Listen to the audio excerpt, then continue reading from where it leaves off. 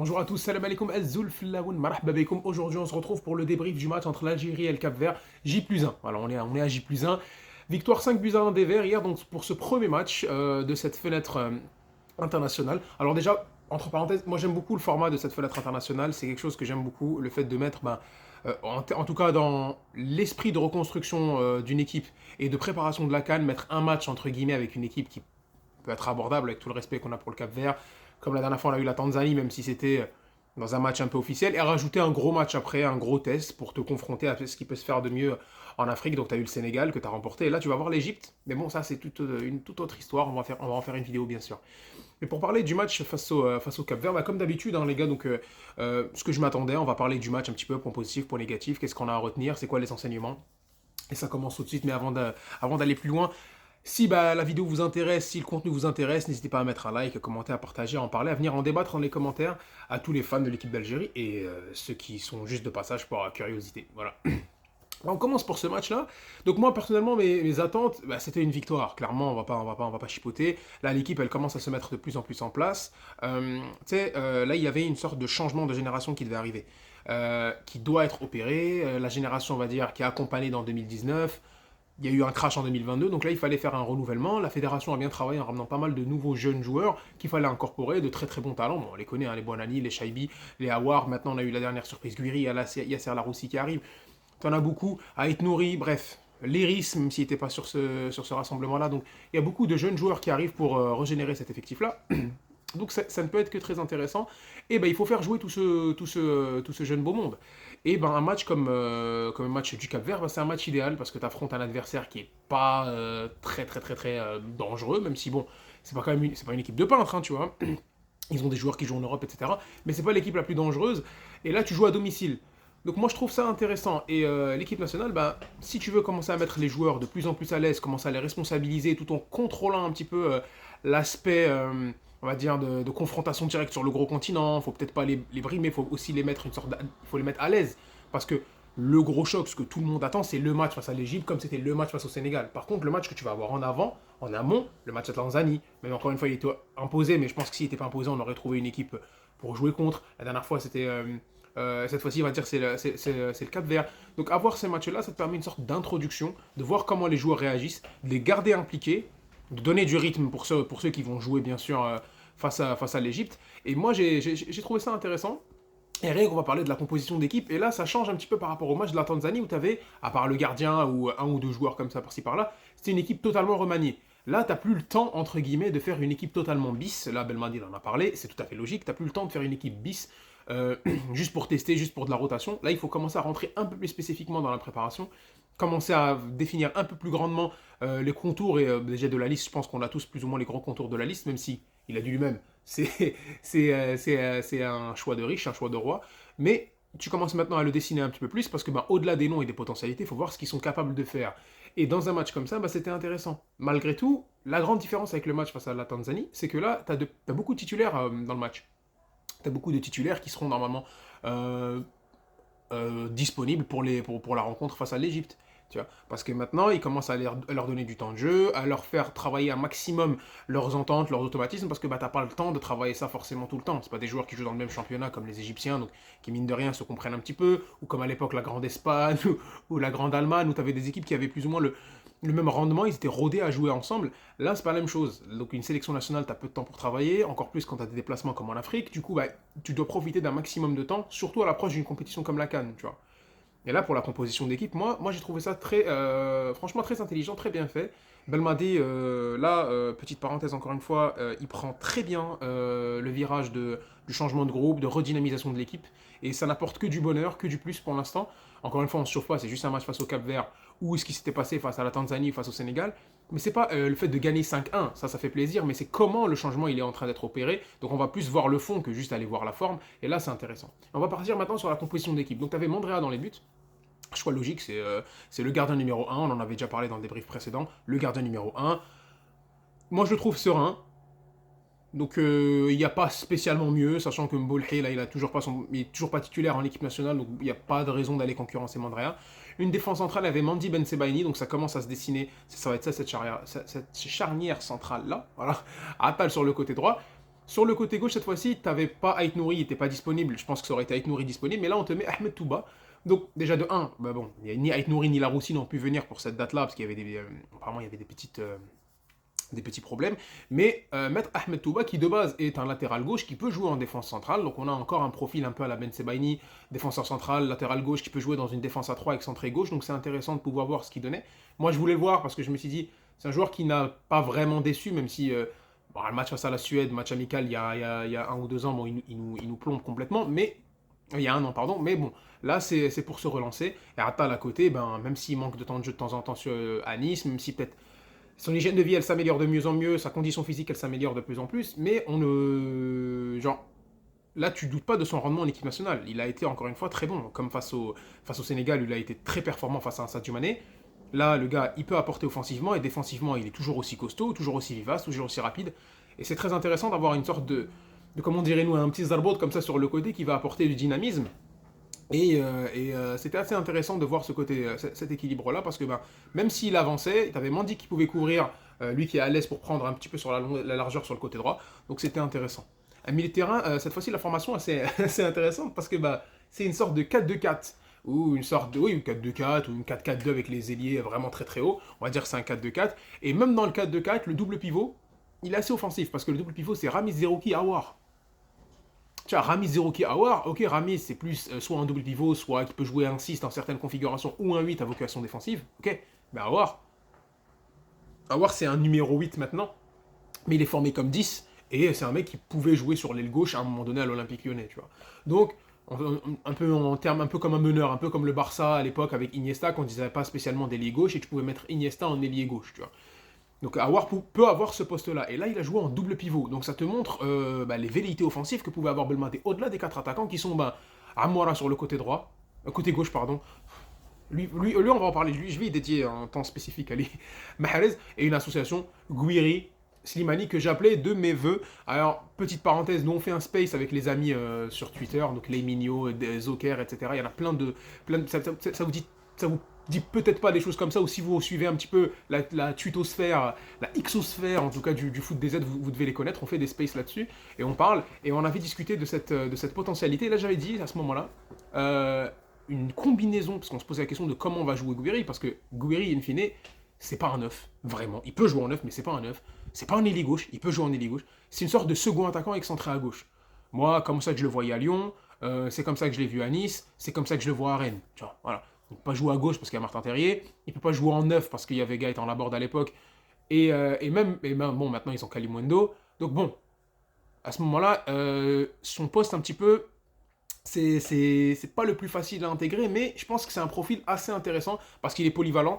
Mais dans son poste de prédilection, son poste préférentiel, tu lui mets un Slimani, un joueur qui joue comme ça autour d'un attaquant fixé comme Slimani, qui se déplace très bien, bah c'est très intéressant. Tu vois, moi j'ai beaucoup aimé cette association-là. Là, il faut qu'on en parle.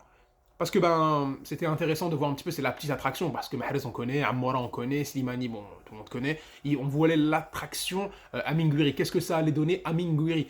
Et ben Amin Gouiri, je trouve que ça va. Je trouve que ça va, bien sûr, il marque pas, il rate quelques occasions, tu peux mettre ça sur le compte de c'est la première, il y a toute une pression, c'est la première qui joue en équipe nationale A tout court, tu sais, il a même pas fait des matchs amicaux avec la France, non, non, première fois qu'il joue en A, c'était un long feuilleton, il vient de s'installer, ça joue même pas spécialement à Alger, là il se déplace, donc c'est un premier match, tout le monde l'attend.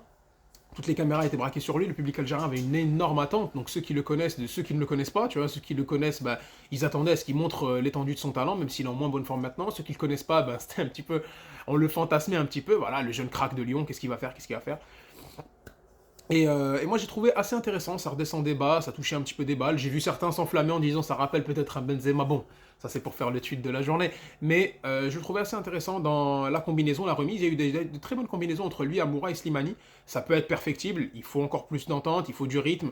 Slimani revenait en équipe nationale avec un bon temps de jeu là parce qu'il jouait un 90 minutes complet.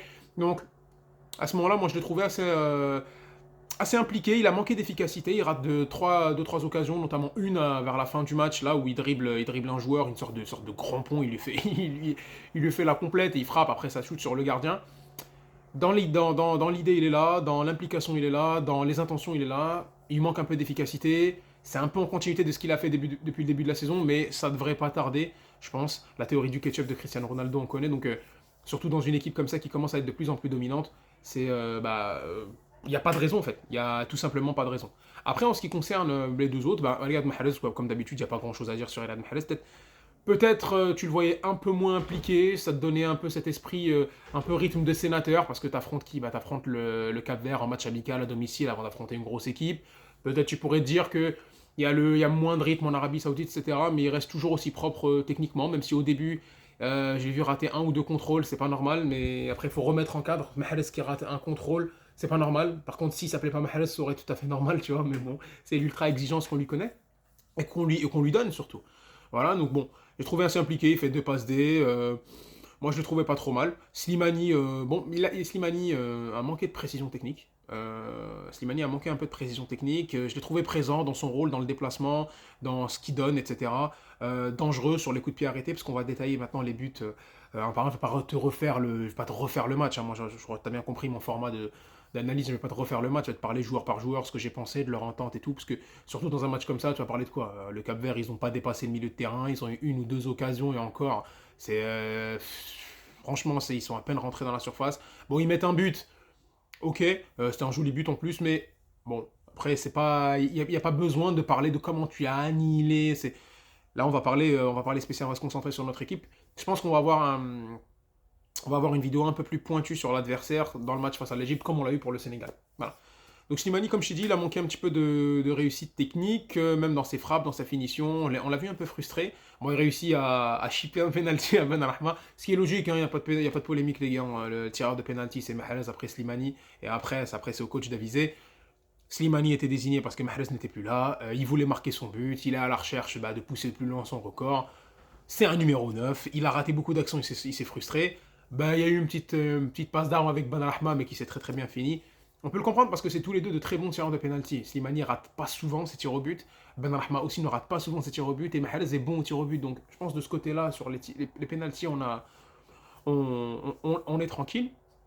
J'ai trouvé bien, encore une fois, dans ce qu'il sait faire. C'est-à-dire que sur les deux buts de Aouar, je pense. Non, sur le deuxième but de Aouar, sur la remise de la tête, sur la frappe de Touba qui finit en transversale, toujours là sur ce côté de basculer sur un très bon centre, il te fait une remise, il profite de sa taille, de son expérience de la tête pour faire une remise face au gardien. Donc là, on a trouvé globalement bon.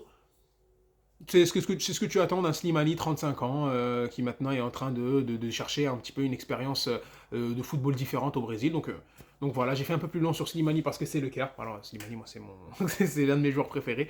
Et voilà. Et là, j'ai fait tout ça pour arriver à un point, les gars. Pour arriver où on laisse le meilleur pour la fin, on laisse Amora pour la fin. Ah, on laisse Amora pour la fin. J'ai pas détaillé les deux du milieu de terrain. Rami Zerouki et Aouar, leur entente, je l'ai trouvé, ça va, j'ai trouvé correct. Rami Zerouki a subi beaucoup de critiques parce que on le trouvait pas suffisamment esthétique techniquement. On le trouvait peut-être des fois un peu brouillon. Quelquefois, il faisait un petit peu des erreurs. Il faut se rendre compte que c'est un joueur maintenant qui prend de la dimension de l'équipe nationale. Il est là depuis un petit moment. Moi, je trouve qu'il a des qualités. C'est peut-être pas le joueur que tu as spécialement envie de voir jouer. Hein. C'est pas le joueur qui va aller. Je te donne un exemple. On parlait de Mettez Kadri, Mettez Kadri, Mettez Kadri. Kadri, c'est un très bon joueur, un bon 8 à projection. Il va, il percute, il progresse. Très vivace, très technique, il avance. Donc forcément, tu vas demander ça. Un Zorgan, c'est un peu comme ça, un peu plus dans le contrôle, un peu plus puissant. Il va avancer. Un Zerouki, c'est peut-être pas le plus beau joueur que tu as envie de voir. Parce que quand tu le vois un petit peu long et longiligne comme ça, avec des grands segments, et avoir une course un petit peu bizarre, tu t'attends à voir un mec un peu à la Busquets. Parce que morphologiquement, c'est plutôt la même chose. Sauf que c'est pas aussi fort techniquement que Busquets, c'est pas le même poste, c'est pas la même projection, c'est pas les mêmes, c'est pas les mêmes idées de jeu, c'est pas le même rôle qu'on leur demande. Donc on se pose la question, on se dit, mais dans une équipe qui est aussi bonne techniquement, et en plus dans des matchs où tu vas dominer un petit peu, pourquoi, entre guillemets, il est là? Sans parler de quelques petites erreurs qu'il a pu faire face au match face au Sénégal, les gens en avaient vite marre, et pour tout ce que je vous ai dit avant, ça peut donner un peu l'effet de sale gueule, tu vois, un délit de faciès, un délit de sale gueule, alors qu'il n'est pas spécialement éclaté. Mais moi, je le trouve assez intéressant. Il faut l'avoir dans ton équipe nationale. Après, à statuer titulaire ou pas, il faut voir avec le retour de Benasser. Si Ben Taleb revient bien, bon, là, on pourra en parler. Mais moi, je trouve que c'est une carte à avoir dans ton équipe nationale parce que, tactiquement, je trouve que c'est quelqu'un qui peut faire, qui peut comprendre bien tactiquement, formé en Hollande. Là, il joue au Feyenoord, il a été pris par le Feyenoord, c'est pas n'importe quoi. Même s'il n'enchaîne pas toujours les matchs, mais c'est quelqu'un qui peut avoir une bonne compréhension tactique, pardon. Techniquement, c'est pas dégueulasse. T'attends pas à un truc de fou, t'attends pas à ce qu'il te fasse des déviations, des dribbles, des éliminations, mais quelqu'un qui peut faire beaucoup d'efforts, un gros volume de jeu, il se bat bien. On dit qu'il est pas très costaud, mais t'es pas obligé d'avoir un Guediola pour être costaud, les gars. Regardez un Benasser, il se fait rarement bouger. Donc en fait, ça dépend de de comment tu peux utiliser ce joueur-là. Et dans un double pivot avec Aouar, tous les deux sont très bons dans comment orienter le jeu sur le côté, en tout cas sur les latéraux. Moi, j'ai trouvé ça une très très bonne entente. Après, Oussem Aouar, qui est pour moi le deuxième homme de ce match, euh, ouais, c'est du Aouar. Moi, en tout cas, je suis pas étonné parce que bah, je l'ai vu depuis 2016. Moi, je le regarde à Lyon, que ce soit quand il était avec l'équipe de jeunes ou quand il rentre. Donc bon, moi, ça m'étonne pas ce qu'il peut faire. Par contre, ce qui m'intéresse, c'est maintenant son retour en forme. Parce qu'on le voyait pas très fort physiquement avec la dernière année avec Lyon. On le voyait pas très fort mentalement parce qu'il se faisait siffler par le supporter. Moi, j'ai déjà été au stade où je voyais. J'étais content que Oussem Aouar rentre, tu vois. T'es algérien, t'es supporter, il joue pour toi. Et là, il se faisait un petit peu siffler par les supporters parce que ce que je peux comprendre, depuis 1 an et demi, bah, il y avait un bis-bis, je pars pas, etc. Donc bon, Oussama Aouar, c'est typiquement, on s'attend, entre guillemets, à ce qu'il t'apporte une performance comme ça, une sorte de Régista reculé, qui se projette très bien. Ah, Régista reculé, t'as compris, hein, numéro 8 bas, reculé. Enfin, voilà. Régista, c'est de définition, c'est reculé. Voilà, donc un joueur, moi je l'ai trouvé intéressant dans la passe, dans la percussion, il a bien combiné, il se projetait très bien dans la surface. Typiquement ce qu'on peut demander à un mec qui est formé 10, et qui joue 8. Et c'est bien parce que son premier but, c'est une très bonne course dans l'espace, et ça te montre que bah, dans l'intention, dans l'idée, bah, c'était intéressant. Parce qu'à ce moment-là, bah, j'ai répété beaucoup le mot intéressant parce que c'est vraiment ce qu'il y a à dire sur ce match, hein. C'est un match intéressant, il y a beaucoup de choses qu'on a vues. Quand il est envoyé dans la profondeur, déjà la lucidité, bon le but, le petit lob, il est incroyable et tout, c'est exactement ce qu'il fallait faire. La petite pichenette, la petite touche qu'on connaît avoir, elle est là. Mais c'est la course. C'est la course qui fait. Une bonne course, il réussit à se placer, il résiste à la charge du défenseur. Alors, ça te rassure sur le fait bah, qu'il garde toujours sa vivacité, qu'il a récupéré un petit peu de force physique malgré qu'il revienne de sa blessure. Il a la lucidité de la finition. Bah, voilà, il y a Keloben. Et après, on parle du deuxième but où il se présente bien dans la surface. Il met une petite tête à bout portant, ça marche avec la combinaison avec notre ami Slimani. Donc dans l'idée, dans l'esprit, il est là. Il a continué, bien contrôlé. Je pense qu'il finit le match. Il joue l'ensemble du match en gestion, toujours présent, orienter le jeu. Moi, je trouvais ça très. En tout cas, c'est prometteur pour l'avenir. Je vais pas répéter très intéressant. Je vais pas répéter très intéressant. Et là, on va arriver à monsieur homme du match. On est déjà à 17 minutes de vidéo, mais c'est pas grave. Quand c'est l'Algérie, on compte pas. Quand on aime, on compte pas. On arrive maintenant pour notre ami Amoura. Amoura que j'ai beaucoup, beaucoup aimé. Déjà, on savait de quoi il était capable. Mais c'était plus dans l'optique d'un super sub parce que t'avais Ben Rahma, t'avais un Belaïli. Là, les cartes, elles sont totalement rabattues. C'est n'importe quoi. Là, dans ce match-là, ça, c'est une claque où on s'attendait pas spécialement qu'elle vienne, tu vois. Tout le monde va dire oui, j'aimais bien Amora. Tout le monde aime bien Amora, tu vois. Tu peux pas ne pas aimer ce mec. Voilà, c'est un gars qui est là, virevoltant, qui se donne, qui se bat, petit en plus. En fait, t'aimes bien voir ce côté, il est petit, il est frêle, mais il va au mastic, il se bagarre. Ou comment dire, enfin, franchement, à chaque fois, il réussit à gratter quelque chose, quoi. Donc, si c'est pas un but, c'est une passe D. Si c'est pas une passe D, c'est une action dangereuse, c'est un corner, c'est une faute. Et on aime bien ce genre de profil assez polyvalent qui peut jouer à droite, qui peut jouer dans l'axe, qui peut jouer en double attaquant. Je pense que ça peut être très intéressant avec encore plus de formation tactique en double attaquant, avec un autre numéro 9, ça peut être très bien. Mais là, dans ce match-là, il a joué milieu gauche et lié gauche. Excellentissime. Moi, j'ai adoré, franchement, la claque. Parce que là, ça rabat les cartes. T'as un Belaïli, sauf que maintenant, Belaïli, il est au Mouloudia d'Alger. Faut voir comment il revient physiquement. Ok, c'est le joueur frisson, on l'aime beaucoup. Mais faut voir comment il va revenir. Un Ben Rahma qui a quelques certitudes en club, mais en équipe nationale, c'est pas encore ça, même s'il commence à s'installer de plus en plus parce que l'équipe à l'avance. Tu vois, Ben Rahma, c'est simple. Tu vois, Ben Rahma, c'est typiquement le genre de joueur qui peut apporter beaucoup, mais sur qui tu peux pas compter uniquement comme étant le meneur offensif de ton équipe ou le joueur différentiel à lui tout seul. Tu vois. T'as des joueurs comme ça, t'as des joueurs dans des équipes où quand l'équipe va mal, il va faire la différence et tu peux le sentir. Il peut emmener l'équipe offensivement. Je pense qu'un Ben Rahma, c'est pas un joueur qui peut emmener l'équipe offensivement lui tout seul. Je pense qu'il peut être un très bon accompagnant. Ça pas ce côté de leader technique. Moi, je pense, en tout cas en équipe nationale, hein, à West Ham, peut-être il est beaucoup mieux accompagné. C'est un autre type de jeu, en plus, ça n'a rien à voir. Le football immonde de David Moyes. Mais bon, à côté, t'as un Bowen, t'as Paqueta, t'as Antonio, bon, tu vois.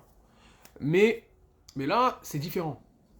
Donc, donc là, on a vu un Amora très virevoltant, très présent. Ça a énormément joué sur lui. Les transversales vers Amora, elles étaient exceptionnelles.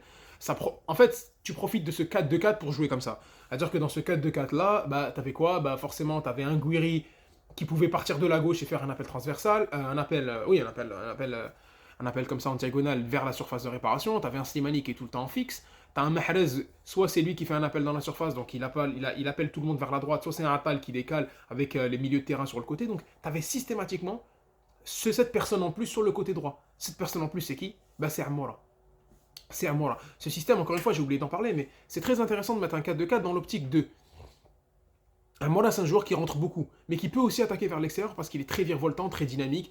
Euh, et le fait de lui mettre un Ahmed Touba derrière, eh ben, tu peux lui permettre un petit peu de s'exprimer à lui tout seul, parce que tu as un Touba qui va peut-être monter un petit peu, mais qui va quand même verrouiller. Lui et un Rami Zerouki sur le côté, donc ça permettait de lui laisser d'être un petit peu l'esprit tranquille de je vais y aller, je fais la différence, si je perds la balle, j'ai quelqu'un pour me couvrir derrière.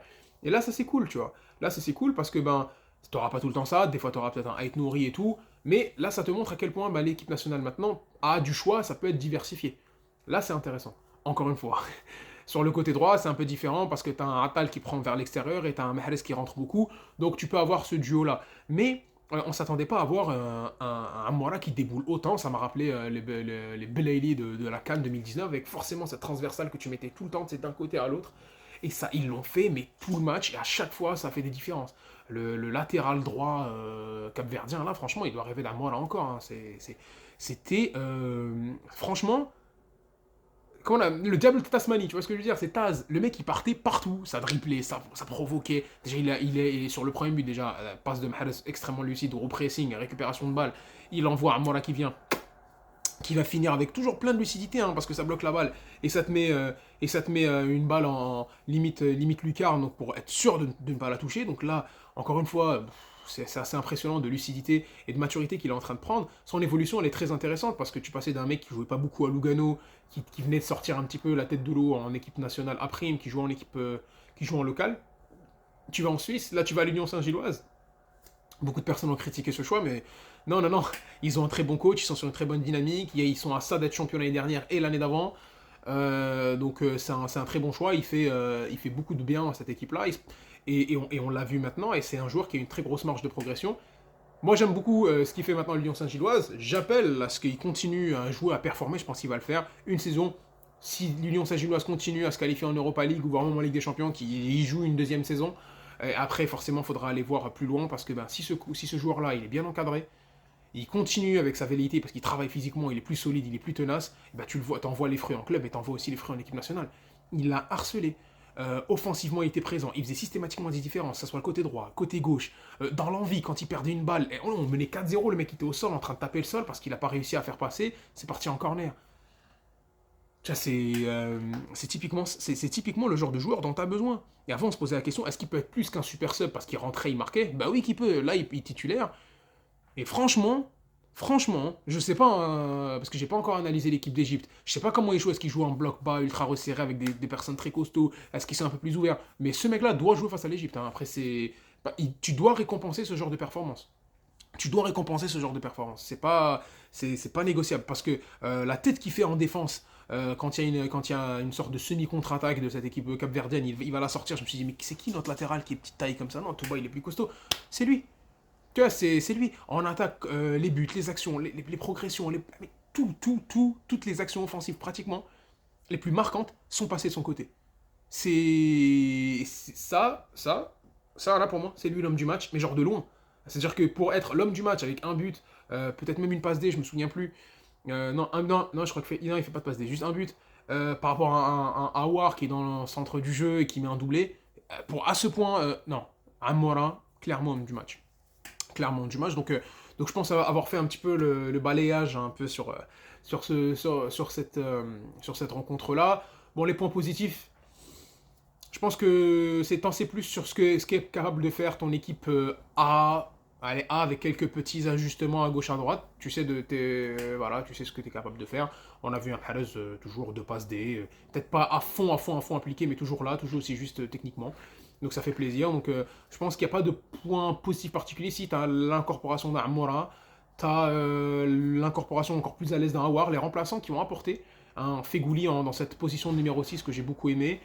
T'avais les rentrées de Ben Arma qui a quand même chopé un penalty, donc on le voit, hein, bah, ça reste quand même décisif.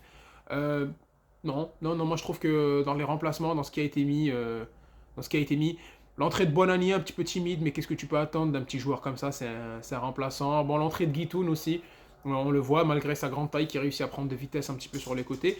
Donc point positif, ben, je pense tout. Point négatif, je t'ai dit, peut-être j'aurais voulu voir Gouiri marquer, mais c'est pas grave, c'est son premier match. J'aurais peut-être voulu voir un Belloumi, ce que ça aurait pu donner, mais je comprends totalement Belmadi qu'il a dit il jouera peut-être pas, mais fallait récompenser. d'être là, d'être dans la professionnalisation de l'équipe nationale, d'être dans l'environnement, d'être dans leur exigence, de vivre ça. Donc ça, c'est assez cool. Il n'y a pas vraiment de point négatif. Voilà, franchement, il n'y a pas de point négatif. Même chapeau bas comment il s'appelle, à Jamal Belmadi aussi dans son discours d'avant-match, d'après-match, très lucide. Il n'y a pas de surgonflage, il n'y a pas de non, on est outsider doucement. Non, non, ils y vont, on est conscient de notre potentiel. On y va. Il y a un joueur, j'ai pas parlé, pardon, voilà, c'est Shaibi, Fares Shaibi. Bon, tu veux dire quoi sur Shaibi? Bah, une valeur sûre, hein, voilà, bonne technique de balle, belle projection, frappe bien les coups de pied arrêtés. On a un bon frappeur de coups de pied arrêtés, solide dans l'entente, dans la compréhension. Donc encore une fois, là, faudra intégrer ce choix. C'est vraiment un choix de roi parce que je pense maintenant au retour de Benasser. Est-ce que ça va suffire un milieu de terrain Benasser, Shaibi, Awar, ou est-ce que tu vas tenter un Benasser, Fegouli, Shaibi qui serait... Il y a beaucoup trop de choses à dire, il y a beaucoup trop de choses à dire. On est déjà à 26 minutes de vidéo. Maintenant, qu'est-ce qu'il reste à faire? Là, on va faire une vidéo après celle-là pour parler, qui sortira demain. Donc cette vidéo, elle sort aujourd'hui, mais la vidéo, elle sortira demain pour parler du tirage au sort de la Coupe d'Afrique des Nations. Qu'est-ce qu'on attend? On peut en parler rapidement, on va essayer de balayer tout ça. J'espère n'avoir rien oublié dans cette vidéo-là. Voilà, donc les buteurs, on rappelle, Amoura, Awar, Ramiz Zerouki et penalty de Slimani. Et un but de bébé du côté du Cap-Vert. Victoire 5-1. Très bien pour recommencer ce stage. Belle première victoire. Maintenant que l'équipe s'envole maintenant pour jouer aux Émirats face à l'Égypte. On attend ce match lundi avec impatience. Bien sûr, on en fera un débrief. Et on se voit très très bientôt. Et Tahia El Jazer, à bientôt.